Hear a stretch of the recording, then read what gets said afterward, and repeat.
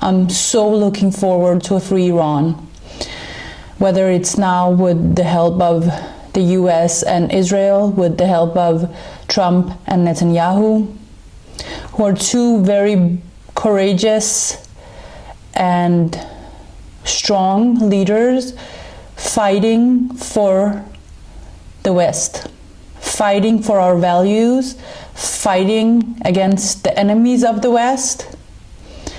And unfortunately, Europeans, the European leaders, most of them, they do not even understand what is at stake, what is going on, and who our enemies are and how dangerous they are. And they are among us in the West. And I'm so tired of leftism, of wokeism, of leftist mind virus, of this hating the West, the icophobia that is also now on the right with Tucker Carlson and Candace Owens and Dave Smith representing an oikophobia that is on the right, whether it's mental illness or it's influenced or even paid.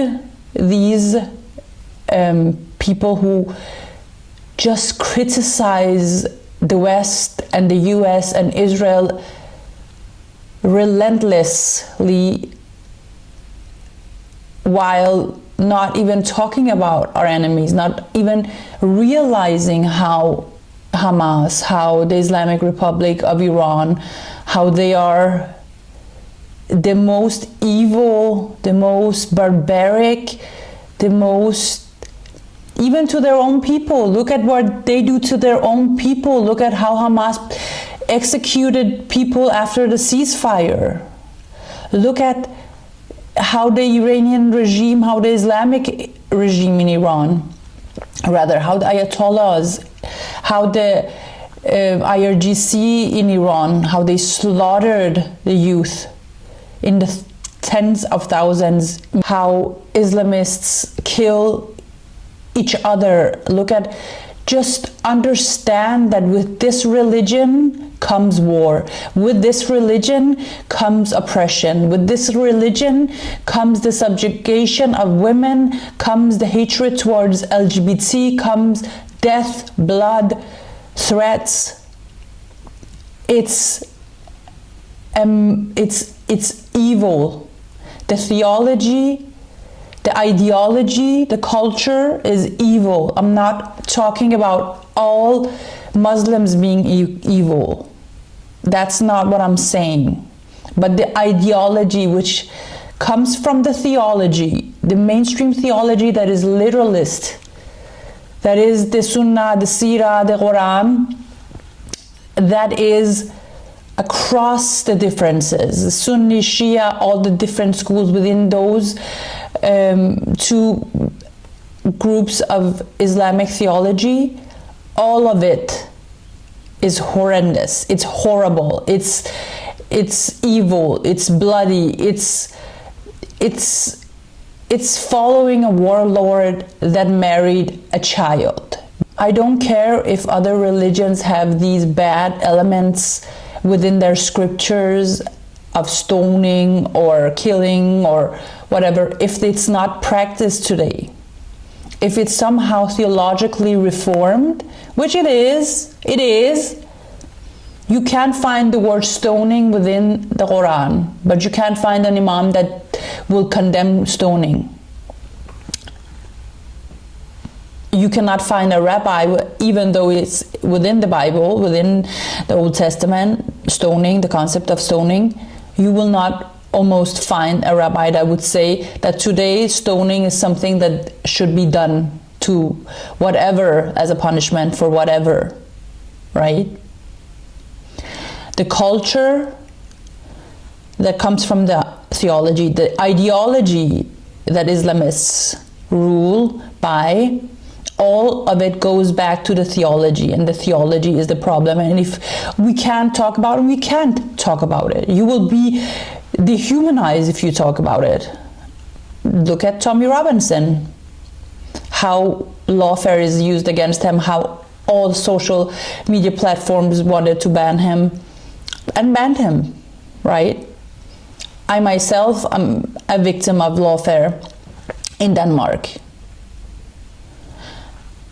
And we have multiple other examples of critics of Islam being brought to the courts, being harassed, and I don't have a Facebook. My third Facebook profile was deleted by Facebook because I expose Islamists, because I criticize Jew haters, because I expose the extremism that they have.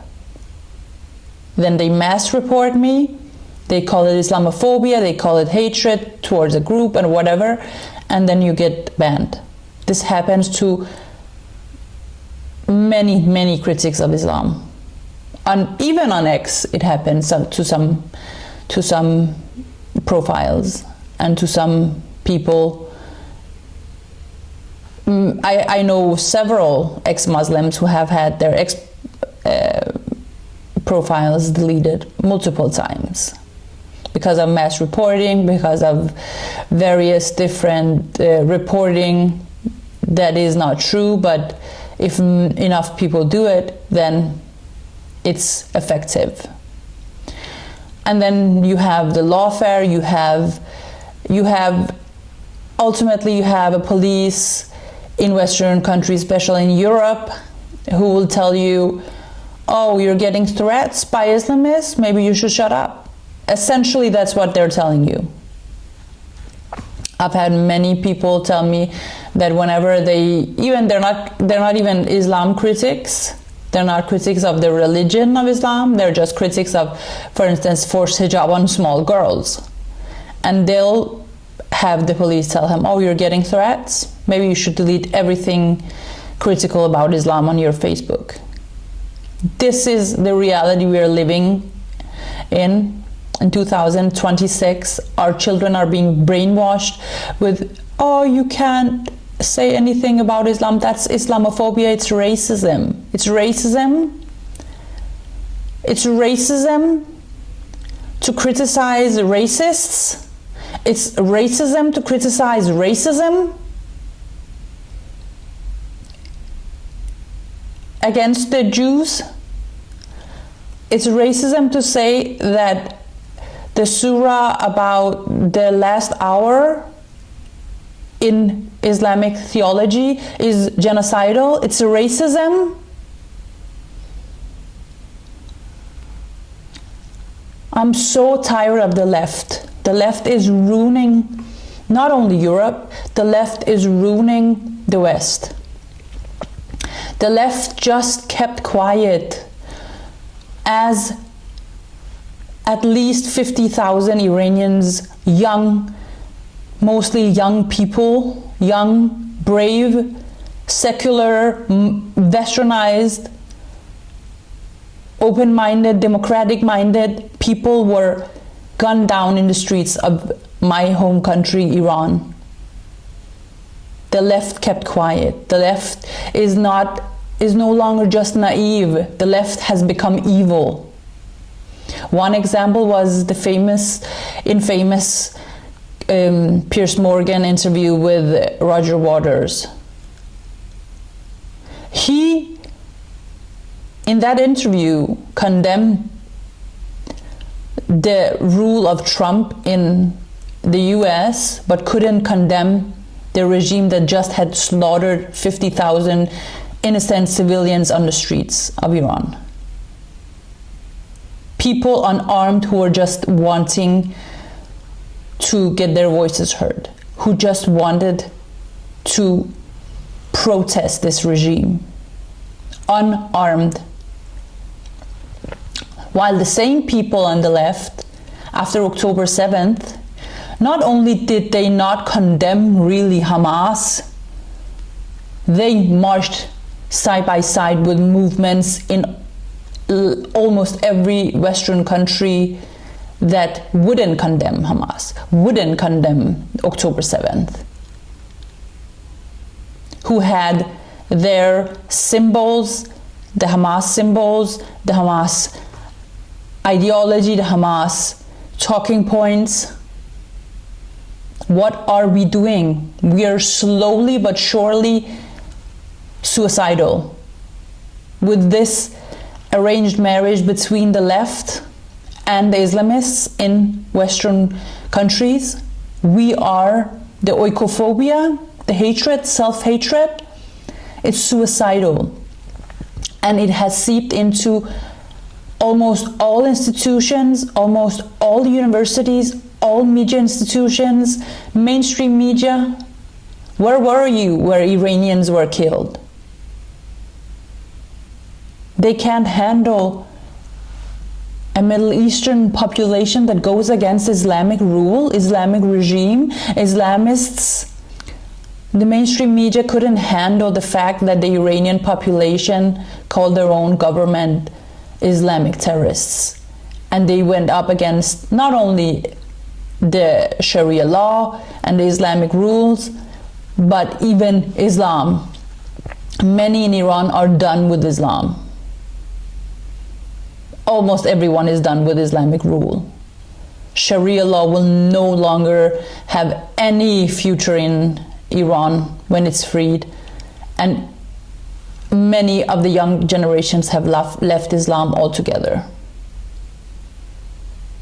This is the reality, and the future is bright. The future is bright for Iran. The future is bright for Israel. The future is also bright for the United States. Why? Because they have Trump, because they have Netanyahu, who you all hate in Europe. They're fighting against the evils of the leftists, the wokists, the self-hatred, and the Islamists. And the future is bright in Iran because Iran is no longer going to take the talking points of wokists or Islamists seriously. We're done with it. The left has lost the plot. The left has lost the plot to the point where they're importing immigrants to have voters. Immigration has become their new project because they don't have arguments for what they're doing to our countries. Spain just legalized 500,000 immigrants, non-Western immigrants, many of whom have Islamic background. And these 500,000, they will not stay in Spain. Many of them will come to other European countries. This is what the EU is about. We are suicidal if we don't understand what we're up against. What makes the Western world is not genetics, it's not color, it's culture, it's values. What makes up the DNA of Western countries is not genetics of the people there. It's not the color of the people there. It's the cultures. It's the values. It's civilization. And you're ruining it. You are killing, drowning our culture with the immigration that you're for. Even illegal immigration. At a time where we see in all Western countries, including the US, how big of an issue immigration is when it comes to women's rights, women's freedoms, women's lives, when it comes to some years ago, there was a statistic in Copenhagen, I think, or maybe even the whole country of Denmark, where 10 out of 12 assault rapes were from Muslim countries. 10 out of 12. This is insane. To close your eyes and not worry about what will happen to your country if you let in more of these people. And you can say, oh, you're one of these people. I'm not. First of all, I'm not Muslim. Second of all, I'm against this horrific theology that is behind this culture, that is Islamic culture, and behind the ideology that is Islamist ideology, right? So this is my point, it's not about color, it's not about genetics, it's about culture. I fight for the Western culture. I fight to be free, to stay free here in the Western in a Western context. It's not a coincidence that the mainstream media in Western countries did not talk that much about Iran and about the casualties, about the tens of thousands of people, unarmed civilians killed, gunned down on the streets of my home country, Iran. It's not a coincidence. They're not the victims of Israel, so their lives don't count. How about the Jewish lives lost October 7th? The media, mainstream media, did the same. It's not that important. It's because we've been brainwashed with wokist ideology. Wokist ideology has taken over in many media institutions and other institutions in our countries, international institutions, but also Qatar, Iran, China, Putin. They have put money and effort in brainwashing people in the Western world to hate themselves. And it works. A lot of people in the Western world hate themselves. And it mostly comes from the Western left. It comes mostly from leftism, wokeism, where the white man is the lowest point of humanity, even though we're supposed to all be equal, where they see your color, where your color is everything. Leftism has lost the plot in so many ways, where it's now about fighting for children to change their gender. It's about hating the white man. It's about ignoring the lives lost when Islamists take lives, even in the West, but especially in the Middle East. When it comes to Israelis, when it comes to the Jews, when it comes to Iranians, it doesn't matter. If the Jews are involved, or if somehow the US is involved, then we care about talking about those lives lost.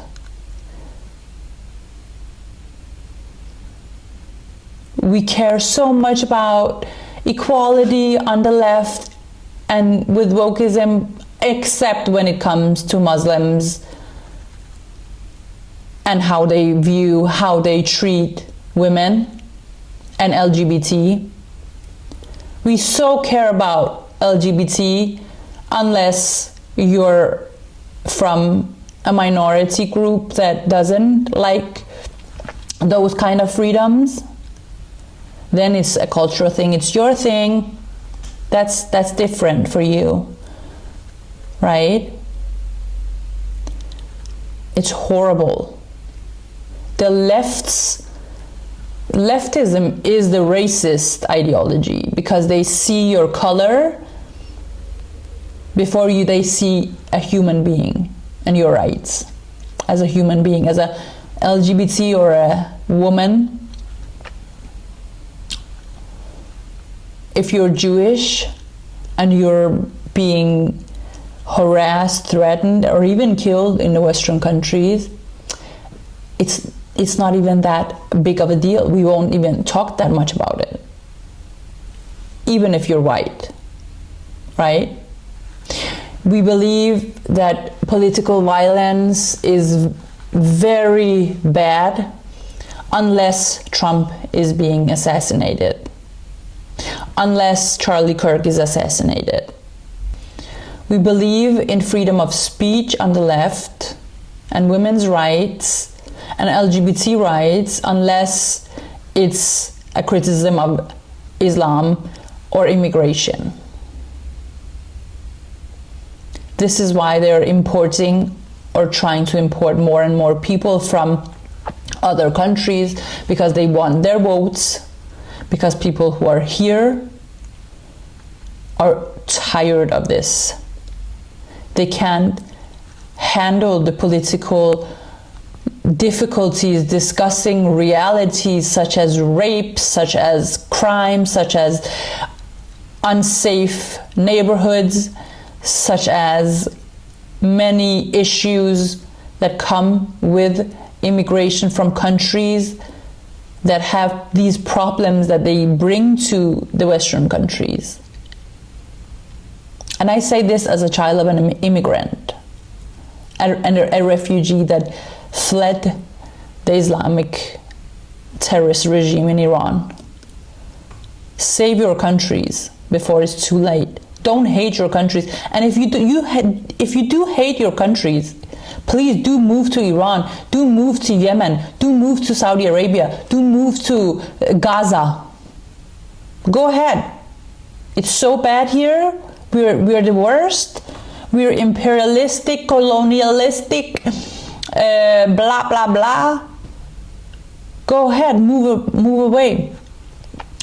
Don't hate the West. We are not that bad. Too many of the countries that you defend as these poor countries that are just peace-loving and have great cultures. They have great cultures. Why are you in the West if they have great cultures in other countries that you admire more than you admire and appreciate the West? You live in the West. You are so privileged. If you live in the West, you are so privileged. I am so privileged. You are so privileged if you live in the West. The West is a small pocket on the globe where freedom is a thing, where you can still express your thoughts somewhat freely, especially if it's not about Islam or immigration. But still, the West is a pocket of freedom in a world filled with tyranny and oppression. You also have cultures, not only regimes that are oppressing their people, you have cultures that stink. Like leftism stinks. This is why they have this arranged marriage, this red-green alliance between the leftists and the Islamists, working with all our enemies, including China, Putin, Qatar, North Korea, Hamas, Iran. These are our enemies. We need to understand who our enemies are. They don't have the same ideology, all of them, but they hate the West. They hate our values. They hate the fact that we're free, because they can't handle criticism. And this is why they can't succeed in life, and in finance, in arts, in science. If you don't have free speech, you can't excel at these things. And this is why the West is great. It's because of our freedoms that we are great. So if you hate the West, go live in Putin's Russia. Go live in China. Go live in Iran. Go live in Saudi Arabia or Qatar. It's evil to fight the West and defend barbarians who want to unalive all Jews, who kill Iranian youth. I'm so tired of leftism. I'm so tired of leftists criticizing Trump, criticizing Netanyahu, even in the US or even in Israel, criticizing Netanyahu. What Netanyahu has done for not only Israel but for the free world is a lot. What Trump has done for the US is a lot. They are saving the West. if you don't understand that this is what we need against the enemies that we have, that are very, very aggressive, that are waiting to wage war against us, that are working to be able to infiltrate our institutions within. They are working, and they have succeeded somewhat as well. If you don't understand that we have enemies within the Western countries, we have terrorists living among us, we have spies for these regimes, on top of that we have, more disorganized terrorist groups and terrorist ideology that goes back to Islamic theology that hates the West and the Jews. This is the reality we're confronted with, and the European leaders are blind. They are not involved in any saving of the West. Even now, when EU has introduced laws that are more restrictive when it comes to asylum seekers, and they have tightened the borders, then Spain goes ahead and legalizes 500,000 illegals. What are we doing? How do we think this is going to end? What Trump has done with stopping the illegal immigration and deporting, this is what we need to do. Deportations at this point in Europe and in the US and in all Western countries, deportations are a must. And we need to do it very smart, so we deport the right people. Sharia law, Islamists, and Islamic racism, Islamic patriarchal oppression against women and girls, all of this does not belong in the West. It needs to be punished. It needs to be deported. Islamists, the mosques, I don't care if you close them or you prosecute them, they don't belong. They are an enemy within. The Islamists are ruling the mosques. If you don't know, I'm not saying all Muslims are Islamists. I'm not saying all Muslims preach terrorism and Sharia law, but all mosques are preaching Islamist values, are preaching Sharia law, with a few exceptions. And those mosques, the exceptions, are not even accepted as Muslims, as part of Islam. They are being persecuted by Islamists. Those imams have bodyguards in Europe. So when it comes to the mosques, most of them are preaching hatred, are preaching hatred towards the West, towards the Jews, towards people who criticize Islam, and even inciting violence or organizing violence.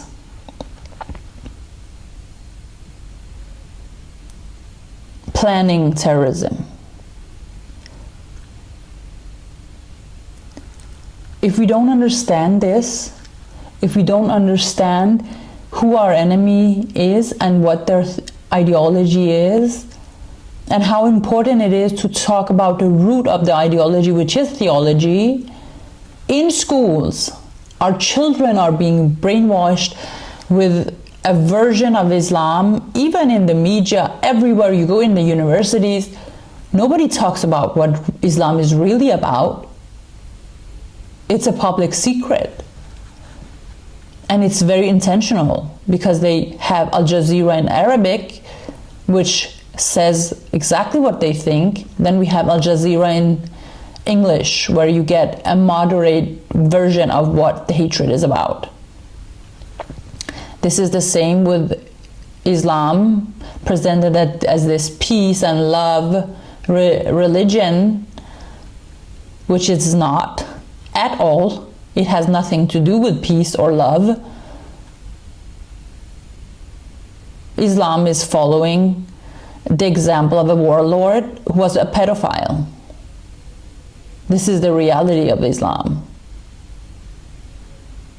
And we can't even say this without being, so controversial, and you can't say this means you think all Muslims are pedophiles. No, I don't. I am from a Muslim country. I have, all of my family are Muslims. No one is a pedophile, I don't think so. I'm not saying all Muslims are pedophiles. I'm not saying all Muslims are jihadists. I'm saying the theology is following the example of a warlord who also was a pedophile. And this is the theology. It's not just it's not like the Greek philosophers who also were pedophiles, but they didn't preach and further pedophilia, or maybe they did, but that's not what survived, right? The philosophy is not about having relations with this is not what has survived in the Western world, right? Even though some of Western philosophy had some people who had relations with young boys, this is not what we are celebrating today. This is not what has survived. This is not the teachings of today in the Western world. Whereas in Islam, he was the perfect example to follow, and that is a concept that is totally normal and practiced and preached and furthered within all Islamic countries and communities globally. Even in the West, we have people who marry children to adults in mosques. It's very important to understand this. We have a religion, a so-called religion, where the Prophet, which is the perfect example to follow, introduced the concept of thawing infants. Look it up. This is a real thing. We have a religion, a so-called religion, where we have a surah, the last hour, it's called. Go read it. Go read about it.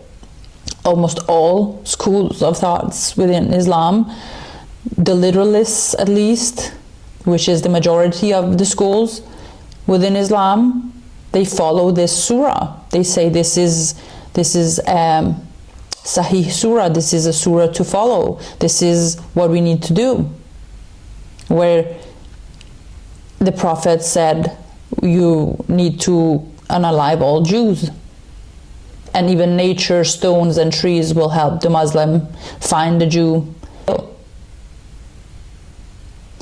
This is what the theology is.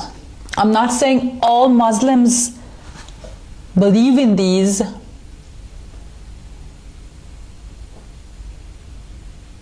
but it doesn't change the fact that this is the theology and they don't have an alternative. Go ask your Muslim friends if they have an alternative to this. They will have many different excuses to why child brides is a part of their religion. They will have many excuses to why stoning is a part of their religion.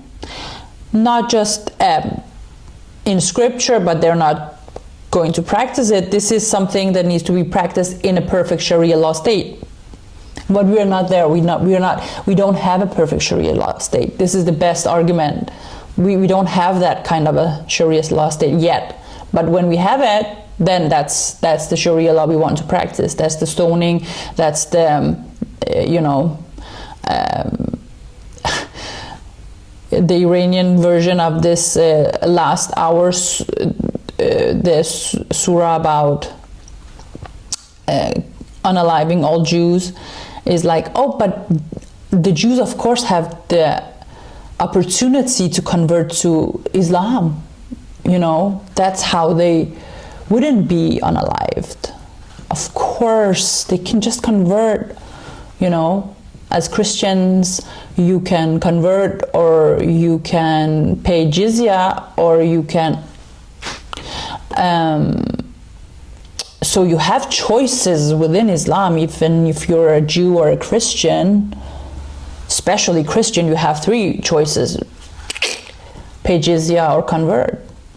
When you're a Jew, it's like at the, you have the opportunity to pay jizya, but really there is this surah, right? And you're filthy as a non-believer, as a kafir. You're not to be trusted, you're not to be friends with. So what are we doing with this theology? Are we just ignoring it? And many people in the West think, oh, they're just going to integrate within generations, this problem will be gone. No, this problem has become even bigger because the Islamists are brainwashing people, and we are not fighting against this theology. So this problem is not going to go away. This problem needs to be handled. We need to talk about it in every context, in schools, in universities, in politics, in cultural debates. This is one of the most important, if not the most important issue for Western countries to be fighting against. That and the leftist suicidal maniacs who just want to import more of the problem, who just want to talk about trans children, and who want to talk about the white man being the most evil thing on earth, and who just want to preach the ideology of no, human is illegal, and no borders, no capitalism, everything that makes our country and part of the world great, we want to abolish and destroy. You are real maniacs. You should go live in the countries that you and the cultures that you think are so great. Go live there. Please go live there. Leave the rest of us alone. We want to be free. We love Western civilization. We love Western culture. We love Western values. And the Iranian people will be free. The Iranian people and the Israeli people will make Middle East great again. And they will make, I'm afraid that they will make Middle East greater than Europe, with what Europe is going to do to itself. Wake up, European politicians, European people. Wake up and see what's going on in the world. Wake up and see what's going on in your own neighborhoods, in your own schools, in your own cities, in your own every Christmas market, every event has security for cars not to ram into people, for people not to be killed for going to a concert or a Christmas market. Wake up and understand that the enemy is among us and is not going anywhere unless we deport the enemy, unless we make the enemy understand that they're not welcome here. Some of them will leave by themselves if we have policies as we won't allow the hijab in public office, even as a teacher, as a nurse, whatever you are, ban for your employees to wear the hijab in the private sector. We can do that in the public sector. We can do that in both sectors. This is the way to go, because I don't want to have hijabis as nurses or teachers. And this is not a personal thing. This is not a personal attack. I'm sure there are a lot of good human beings with hijabs in these positions. This is not a private, it's not an attack on you as a person because you're wearing a hijab. This is a much bigger problem. You're wearing a religious and political symbol, and as you're not allowed to wear political symbols as a nurse, you shouldn't be allowed to wear the hijab. And also it's a religious symbol that tells you that a woman needs to cover up, or else it's slut shaming. It's literally slut shaming women. So if we don't want that in the West, that's not racism. It's logic. It's wanting to be free. Many people have given their lives, have fought for the freedoms of our countries. They have done it all through, many generations, who are not related to me whatsoever because I'm from Iran. But we're not going to destroy these countries as Iranians destroyed Iran with letting Islamists take over. And they're still paying the price. We are still paying the price in Iran. Please understand that women's rights groups have been, real feminists have fought for women to be free in the West, and you're shitting all over those rights. As for Europeans or other people who do not understand who the Islamic regime is, even people around Trump who think that this regime is not that bad, we can talk to them, we can make deals with them, it's not going to happen. They're going to lie, they're going to break every promise they will make. At the same time, this regime will never fall without a war. And the Iranian people are unarmed. They're civilians against this big monster terrorist organization, the biggest terrorist organization on earth. Just look at how much it took for so many different terrorist organizations and militias in Syria for the Assad regime, which was a proxy of this monstrous terrorist regime, to fall. How many years and how much fighting it took. This regime will only fall if attacked. This regime will not survive a strike from the US in cooperation with Israel, because Israel knows exactly where to hit and who to hit and how. This regime will fall, and it won't be that bloody, it won't be that difficult. Their proxies in the region are not going to be paid anymore, and therefore there is no incentive for them to keep fighting for the regime. They're not that ideologically engaged, and even if they were, they're not stupid enough to keep fighting, and they don't have the weapons and the material and the money to keep fighting. When it comes to Hezbollah and other militias in Yemen and other organizations, even in Iraq, they are not stupid enough, and they don't have the money to keep fighting on behalf of a regime that doesn't exist anymore. So this is a very, I think there should be no question. The US should strike with the help of Israel. This is the only way, and Trump and Netanyahu will be the heroes of the region, and it's not even that complicated. There are no sectarian wars following this war. Wars will be stopped because of this war. Sectarian wars in the region will stop because of this war. Many terrorist organizations will be history because of this war. Within Iran, there won't be any sectarian war. We just need to have enough security, as does Israel, because we are surrounded by many different kinds of terrorist organizations in that region.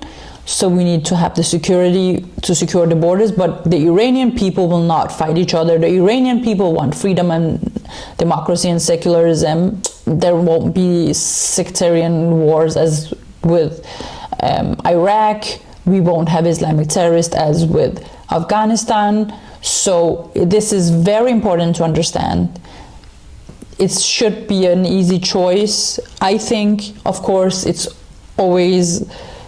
costs money and so on, but the price we have to pay now to get rid of this regime is smaller than for us to let them keep terrorizing the region. But also they have their hands in so many projects within the Western countries, and also they've had planned so many terrorist attacks in Western countries as well, directly as Iranian IRGC, but also through Hamas and Hezbollah.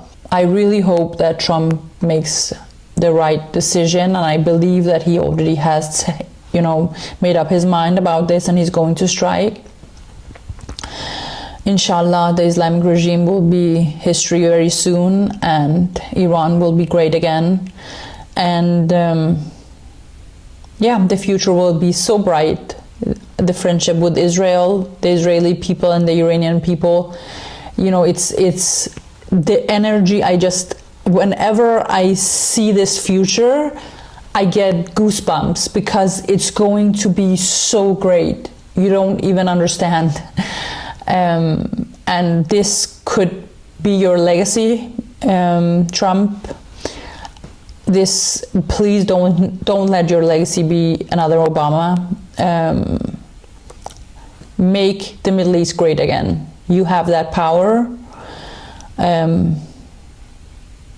I am so fortunate to live in the West, where a lot of men, especially white men, have sacrificed their lives for us to be free, for us to have the freedoms that we have, for us to have the privileged lives that we have because of our freedoms. And I really hope that my Iranian people soon will be free as well. Thank you.